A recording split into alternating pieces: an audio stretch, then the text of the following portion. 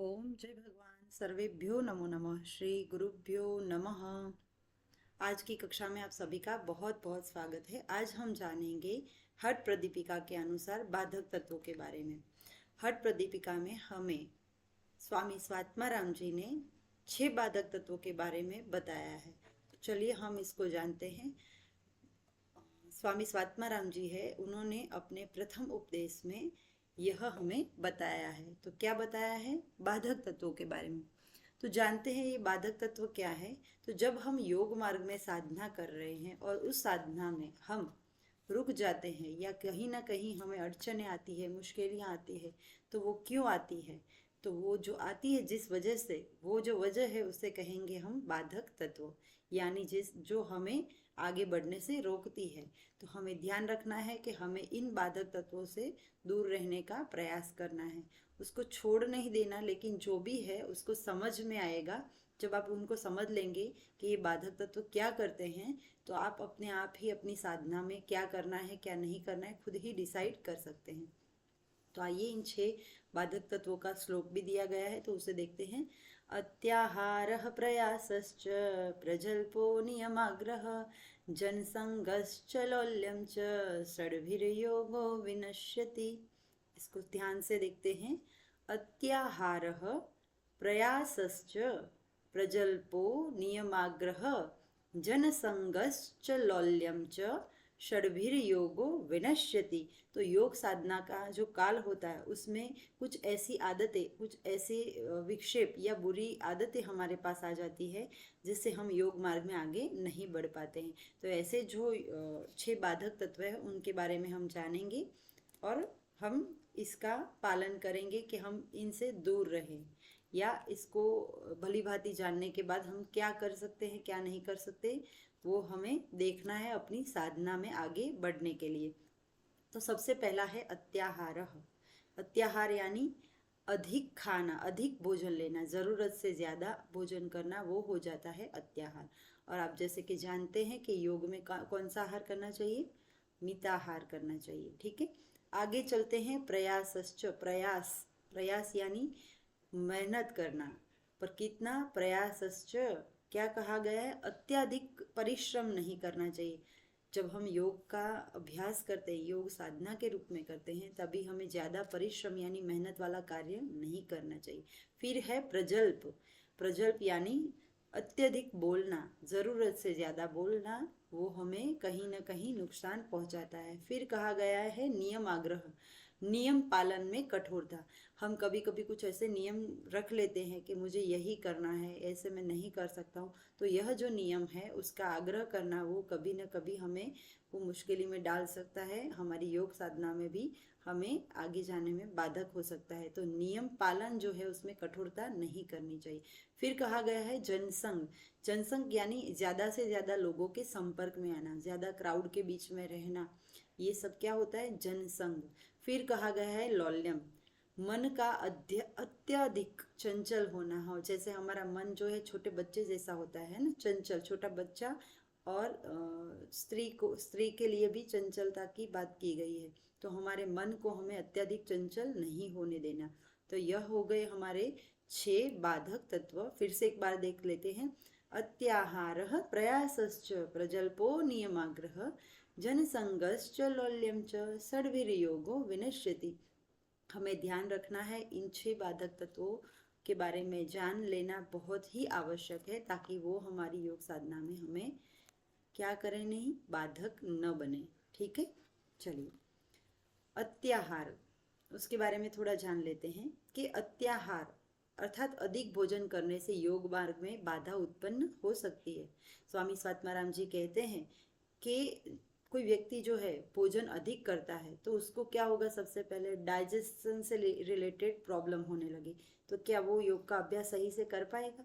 नहीं कर पाएगा, है ना। चलिए, फिर तो हमें क्या करना है? मिताहार करना है। फिर कहा गया है प्रयास। प्रयास यानी ज़रूरत से ज़्यादा श्रम करना, परिश्रम करना। क्यों? क्योंकि ज़रूरत से ज़्यादा जब हम परिश्रम करते हैं तो वो भी हमारे लिए वो बाधा बन जाती है, मुश्किल बन जाती है। क्यों? क्योंकि जब हम ज़्यादा मेहनत करते हैं तो उसकी वजह से हमारी जो शक्ति है वो ज़्यादा से ज़्यादा कहाँ खर्च हो गई? हमारे कार्य में, हमारे श्रम में। तो क्या आप थके हारे होकर वो योग की साधना कर पाएंगे, योग का अभ्यास कर पाएंगे? नहीं कर पाएंगे। तो वो हो जाएगा हमारे लिए बाधक तत्व। फिर कहा गया है प्रजल्प। प्रजल्प यानी अत्यधिक बोलना, ज़रूरत से ज़्यादा बोलना, उसे कहा गया है प्रजल्प। तो इससे क्या होता है, जब ज़रूरत वाली बातें बोलते हैं तो सही बात है, लेकिन व्यर्थ बातें कभी कभी हमारे मुंह से भी निकल जाती है। तो ज़रूरत से ज़्यादा नहीं बोलना चाहिए।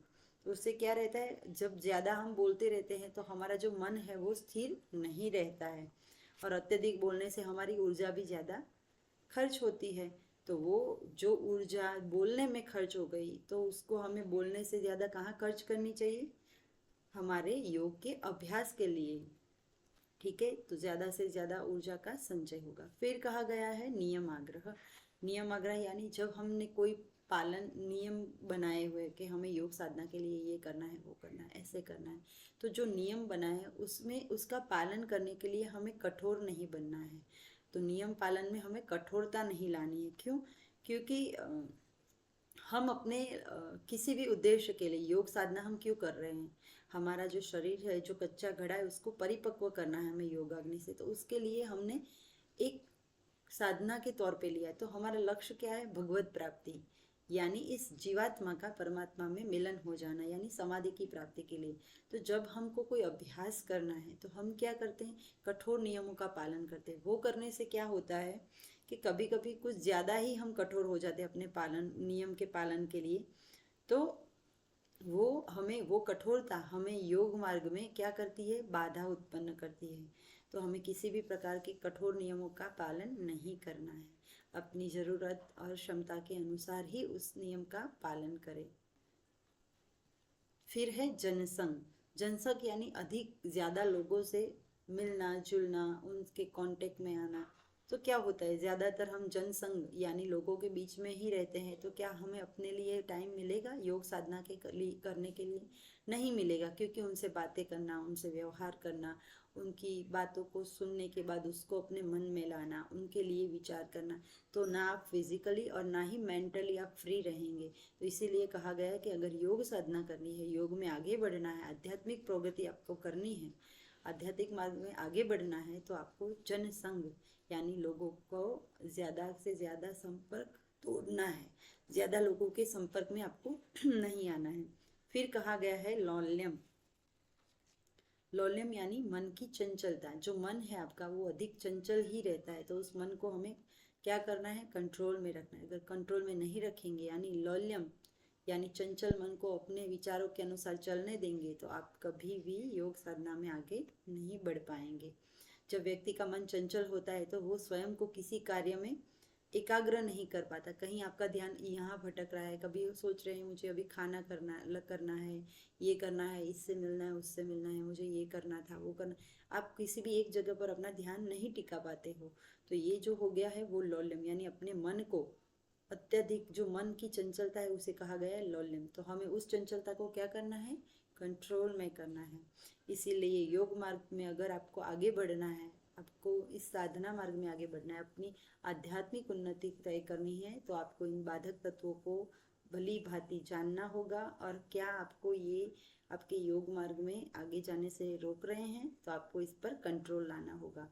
तो यहीं पे ही हमारा जो टॉपिक है योग साधना के बाधक तत्व, हमारे स्वामी स्वात्माराम जी ने जो हमें हर प्रदीपिका में बताए हैं, उसको हम यहाँ पे संपन्न करते हैं। आप सभी का बहुत स्वागत है। आपको अगर ऐसे अभ्यास करते रहना है, कुछ जानकारी चाहिए, तो आप हमें कमेंट में ज़रूर बताइए। हम ऐसे ही वीडियो आपके लिए बनाते रहेंगे। ओम श्री गुरुभ्यो नमः। जय भगवान। सर्वेभ्यो नमो नमः।